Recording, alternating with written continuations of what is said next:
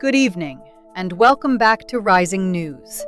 We begin tonight with a packed event lineup in War Inc. Rising, where progression, strategy, and spending decisions are all colliding at once.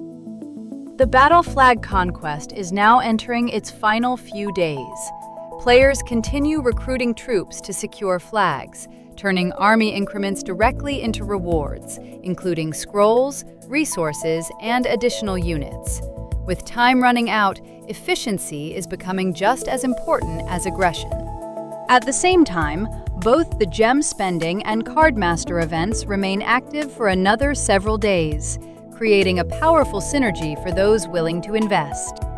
In Cardmaster, players flip cards using gems for a chance at high-value rewards, with this round featuring a major highlight: the choice between the blue dragon and the red dragon as the final prize.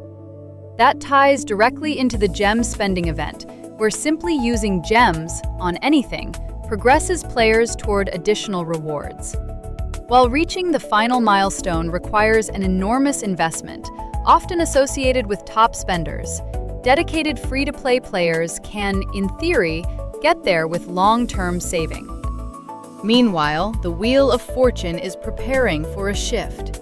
Currently featuring Lightseeker and Necromancer, the wheel will rotate in just a couple days, bringing Bone Marksman into the spotlight as the new headline reward. And finally, the Light vs. Dark event continues alongside the Eclipse sign-in, with plenty of days still remaining. This time, players were asked to take a side: Light, rewarding Lightseeker units, or Dark, granting Necromancers.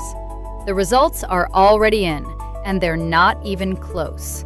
Nearly 70% of players aligned with the Light, leaving just over 30% on the Dark side. A decisive split, and one that may influence the battlefield in the days ahead. In other news, a major moment for the creative side of the community. The debut music video, Ethereal Beat, by Ghost Assassin, has officially been released, and the response has been overwhelmingly positive. Praised for its atmosphere, style, and identity, the release is already being recognized as a standout piece within the Rising scene, marking a strong first impression for the artist. Now, let's head over to the Ninja Studio for a closer look at the clan war. Thank you. As we move deeper into the war, a clear pattern is beginning to emerge. Some zones are stabilizing under dominant forces, while others are turning into high-pressure battlegrounds. Starting from the top, Zone 1 remains highly competitive. K-pop holds the lead in clan rankings, with Germany staying close behind. And notably, K-pop also controls all top 3 individual player spots, a strong sign of depth, not just coordination. Zone 2 is more stable for now, with Sky Titans maintaining control without immediate pressure. Moving on to Zone 3, Love Requiem leads, but Hostile Takeover is still within striking distance, keeping the zone very much alive. A similar situation unfolds in Zone 4, where Drunks of H and J hold the top position, but Silent Wolves continue to challenge closely.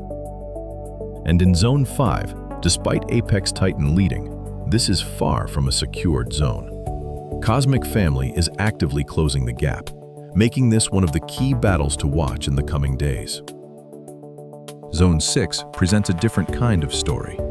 Abyssal Rift currently leads in total points, largely through strong control around the Dragon Gate, whether it is their turn or not. And many in the community would argue, the crown of this zone still belongs to Cobra Kai.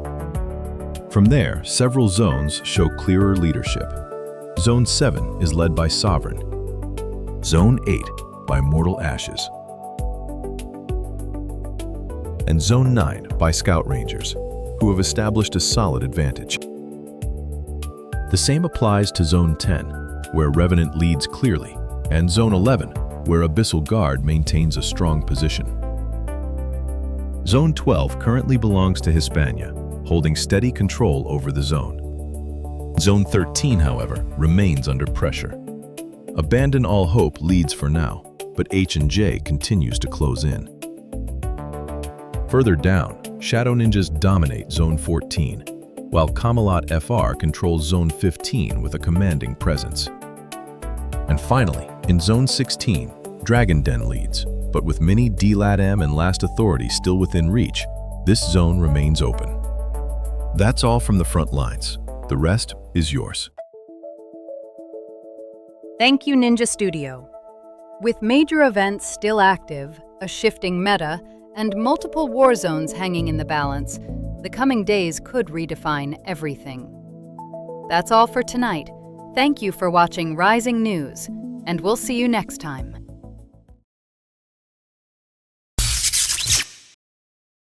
Cobra Kai.